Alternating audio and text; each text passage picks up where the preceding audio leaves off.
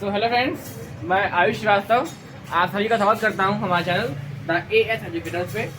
और जैसा कि आप जानते हैं कि हमने अपना चैप्टर नंबर 7 स्टार्ट किया था, जिसमें हमको पढ़ना था अपना PSL प्रायोरिटी सेक्टर लेंडिंग, जिसमें हमने अपने 2 लेक्चर कंप्लीट किए थे और जान लिया था कि PSL में क्या ये चीज़ है। माफ कीजिए, लेक्चर एक ही कंप्लीट हुआ था उसमें, और ये जान लिया था उसमें कि हमारी PSL किस चीज़ में लागू होता है, PSL की क्या क्या लिमिट्स हैं। तो ये हमने अपने उस चैप्टर के फर्स्ट लेक्चर में डिस्कस कर लिया था। और आज हमको बात करनी है कि जो हमारा PSL है उसमें आगे हमको क्या क्या पढ़ना है चैप्टर के अंतर्गत। तो देखिए, हमने क्या क्या पढ़ा था कि PSL का जो सेक्टर लेंडिंग है वो किस किस क्षेत्र में लागू होता है, PSL की जो हर बैंक के प्रति जो उसकी क्या नाम लोन देने की व्यवस्था है वो कितनी है, कितनी लिमिट्स हैं उसकी, वो पढ़ लिया था। और आज हमको पढ़नी है कि सब लिमिट जो होती हैं, जो PSL है हमारा, जो हमारी सब लिमिट्स होती हैं वो क्या क्या होती हैं। तो ठीक है, तो आज हमको इसके बारे में डिस्कस करना है और धीरे धीरे करते करते एकदम बारीक से जानेंगे और अपना चैप्टर को एकदम क्लियरली डिस्कस करेंगे। और मैं फिर से कह रहा हूँ आपसे कि अगर कोई भी चीज़ चैप्टर से रिलेटेड आपको कुछ भी जो लेक्चर मैंने पढ़ा चुका हूँ मैं, वो भी आपको समझ में नहीं आ रहा है, तो आप कमेंट्स में आकर ज़रूर पूछिए, उसका सलूशन आपको ज़रूर मिलेगा। तो आइए स्टार्ट करते हैं यहाँ से अपना लेक्चर नंबर 27। तो जानते हैं सबसे पहले कि हमको आज क्या पढ़ना है। तो हमको आज जो हमारी हेडिंग आज की आने वाली है वो है हमारी कि सब लिमिट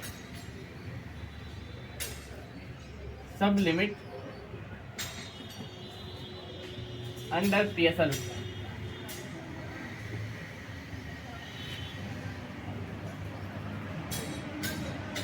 ठीक है, ये हमारी यहाँ का रहने वाला है आज का टॉपिक। तो देखिए, जैसे मैं बता दूँ आपको, जो हमारी सब लिमिट अंडर PSL है उसमें हमको ये जानना है कि जो हमारा एग्रीकल्चर है, कृषि है, जो वीकर सेक्शन है, जो मतलब गरीब स्तर के लोग हैं, उन सब में हमारा जो PSL के अंतर्गत जो टोटल लोन देने की क्षमता है वो कितनी है, कितनी लिमिट है PSL की। तो आइए जानते हैं सबसे पहले एग्रीकल्चर के बारे में। तो यहाँ पे लिखते हैं एग्रीकल्चर।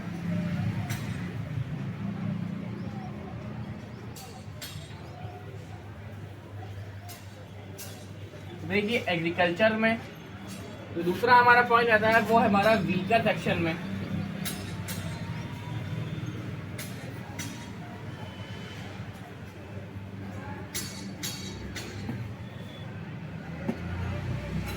वीकर सेक्शन में कितना उसकी पैसे की जाती है लिमिट। और जो हमारा दूसरा आता है माइक्रो इंटरप्राइजेस। ठीक है, micro enterprises.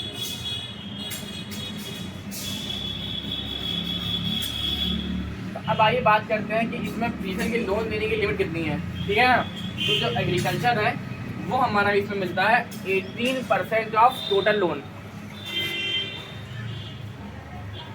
18% of total loan. अब यहाँ बात करें वीकर सेक्शन में, जो वीकर सेक्शन हमारा है इसमें यहाँ मिलता है 12% of total loan.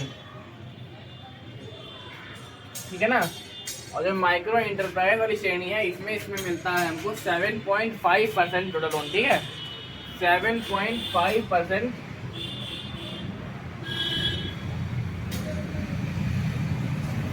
Of total loan. तो ठीक है ना, कि एग्रीकल्चर में मिलता है 18% टोटल लोन का, जो वीकर सेक्शन हमारा है इसमें मिलता है 12% लोन का, और माइक्रो इंटरप्राइजेस है इसमें रहता है यहाँ पे 7.5% का लोन ऑफ टोटल लोन। ठीक है, अब यदि बात करें यहाँ पे एक बात और कि अगर PSL जो है मान लीजिए नहीं पूरा हो पाता है,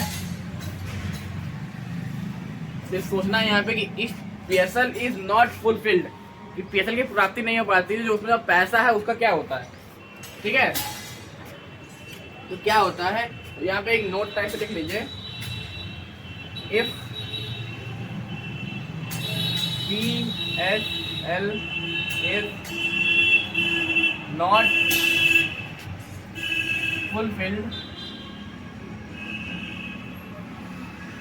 तो देखिए इसमें क्या रहता है हमारा कि जो भी इसमें रिमेनिंग बैलेंस होता है, जो भी बचा हुआ पैसा होता है वो क्या होता है कि पीएसएल का ट्रांसफर होता है, पीएसएल जो ट्रांसफर उसका होता है वो आरआईडीएफ में हो जाता है 1 साल के लिए। जैसे कि लिखते हैं, पहले बताता हूँ मैं आपको। रिमेनिंग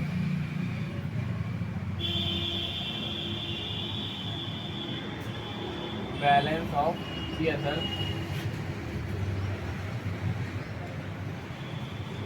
देखिए कि पीएसएल मान लीजिए पूरा नहीं पता है, टाइम पूरा हो गया है, तो उसमें जो पैसा है वो हमारा कहा जाएगा आरआईडीएफ में, ठीक है, 1 साल के लिए।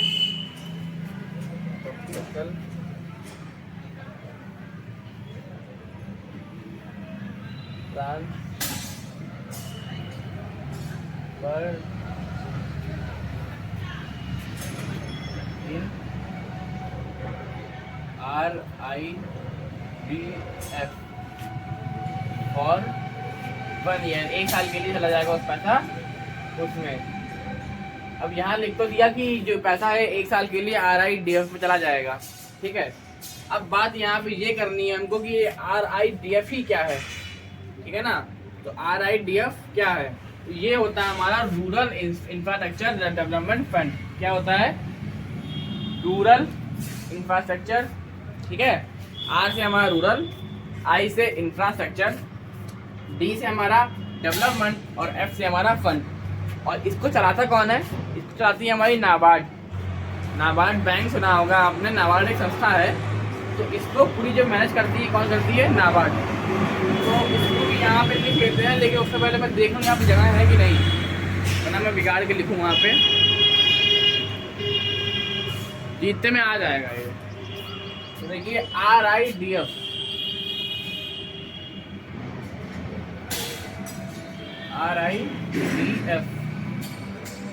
मतलब कि रूरल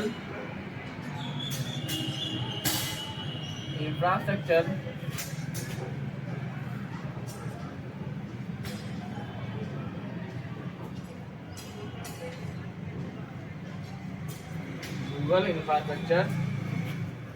डेवलपमेंट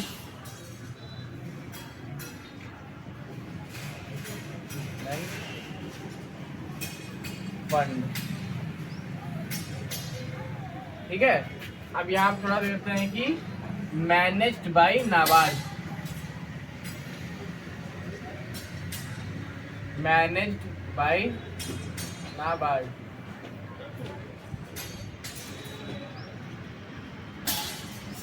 ठीक है।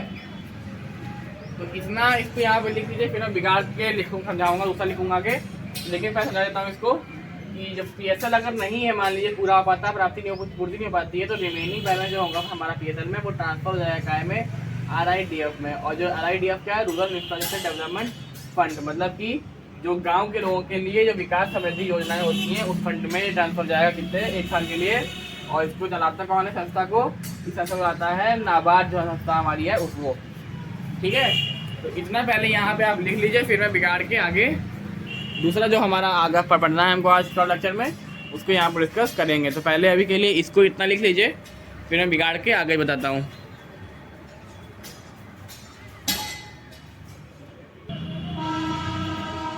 तो मैं उम्मीद करता हूँ कि आपने उतना लिख लिया होगा। अब देखिए, जब बात करते हैं कि जो हमने यहाँ पे बात की थी RIDF में, इसमें हमको कितना रेट ऑफ इंटरेस्ट मिलता है ये जानना बहुत ज़रूरी है।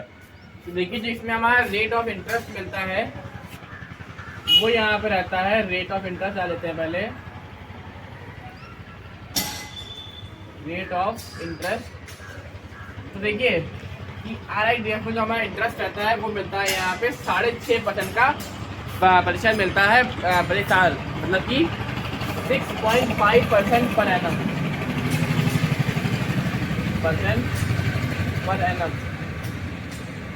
मतलब कि 6.5% प्रति साल। अब देखिए, बात करते हैं, मैंने बताया आपको कि जो है, जो हमारा RIDF है, रूरल इंफ्रास्ट्रक्चर डेवलपमेंट फंड, तो इसके अंतर्गत कौन कौन सी चीज़ें आती हैं जानना बहुत ज़रूरी है। तो देखिए, सबसे पहले कि यहाँ पे लिखते हैं हमारा हम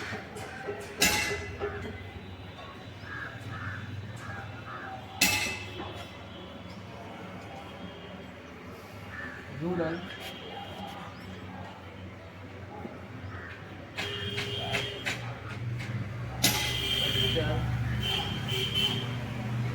डेवलपमेंट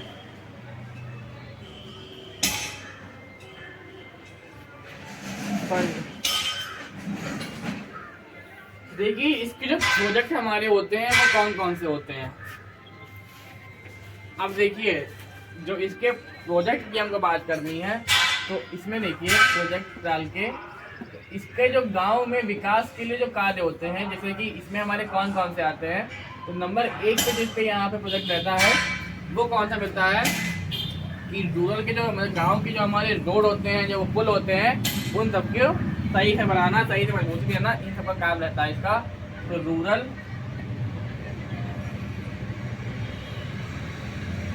रोड एंड ब्रिज, ठीक है।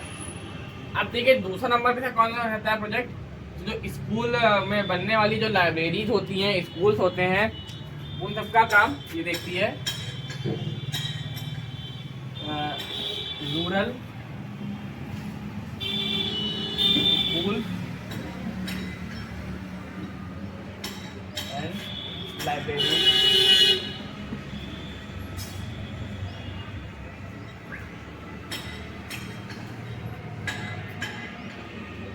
अब देखिए और कौन सा होता है इसमें, तो जो हमारा हॉस्पिटल बनता है, हॉस्पिटल,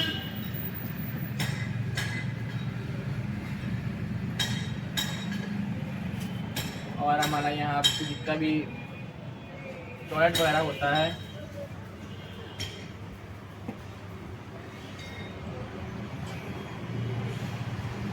देखा होगा सड़क सड़क पे जगह जगह पे कहीं कहीं भी बना होता है कि महिलाओं के लिए, पुरुषों के लिए, उस सबका कार्य कौन करता है, RIDF संस्था जो हमारी है। और क्या नाम, जो वाटर का सप्लाई किया जाता है वो भी इसी का कार्य होता है।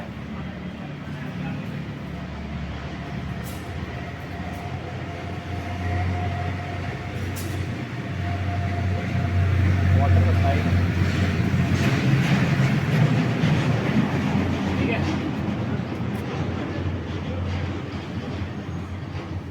और हमारा एक इसका कार्य और होता है, वो होता है आंगनवाड़ी। सुना होगा आप लोगों ने अच्छे से, तो रूरल आंगनवाड़ी,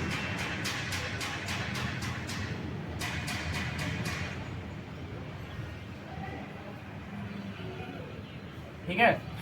अब यहाँ पे जो नाबार्ड हमारी संस्था है उसकी भी यहाँ पे जाननी बहुत जरूरी है, क्या प्रभाव हमारी क्या है। देखिए नाबार्ड का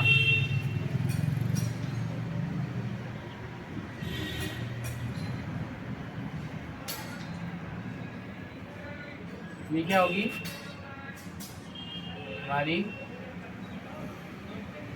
जैसे कि आप जानते हैं कि नाबार्ड हमारी एक नेशनल बैंक है। तो इसकी शुरुआत यहीं से है कि national bank for agriculture and rural development. क्या, नेशनल बैंक फॉर एग्रीकल्चर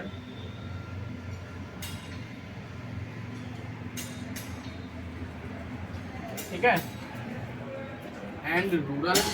इसमें यहाँ पे आर भी होता है, नाबार्ड होता है ना, मैंने अभी लिखा था, यहाँ पे मिस्टेक हो गई, NABARD, एग्रीकल्चर एंड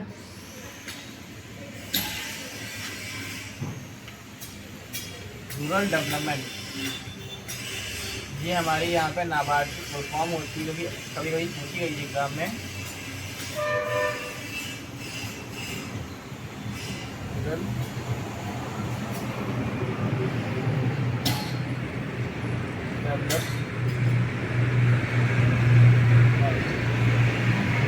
देखिए कि जो हमारा रेट ऑफ इंटरेस्ट रहता है वो रहता है 6.5% पर एनम का। जो RIDF की फुल फॉर्म हमारी है रूरल इंफ्रास्ट्रक्चर डेवलपमेंट फंड, उसके जो प्रोजेक्ट हमारे हैं वो रूरल के जो क्या नाम रोड है या फिर पुल है, स्कूल, लाइब्रेरी, हॉस्पिटल, जो वॉशरूम्स रहते हैं, जो वाटर सप्लाई होता है, जो आंगनबाड़ी योजना होती है, वो सब यहाँ मैंने आपको बता दिया है। इससे कार्य हमारे RIDF के कार्य हैं। और जो नाबार्ड हमारी संस्था है, इसकी फुल फॉर्म क्या है? National bank for agriculture and rural development. तो ये हमारी नाबार्ड की फुल फॉर्म हो गई, जो कि कभी कभी हमारे एग्जाम में पूछी गई है, इसलिए मैंने यही बता दिया है आपको। तो इसको भी आप अच्छे से अपनी कॉपी में नोट कर लीजिए। और अब मैं लेक्चर को लंबा नहीं करूँगा, यहीं पे खत्म करूँगा इसको। तो मिलते हैं अपने नेक्स्ट लेक्चर में। और वीडियो अच्छी लग रही है तो प्लीज़ लाइक और शेयर कीजिए और चैनल सब्सक्राइब कर लीजिए। Thank you, thanks for watching. मिलते हैं अपने अगले लेक्चर में।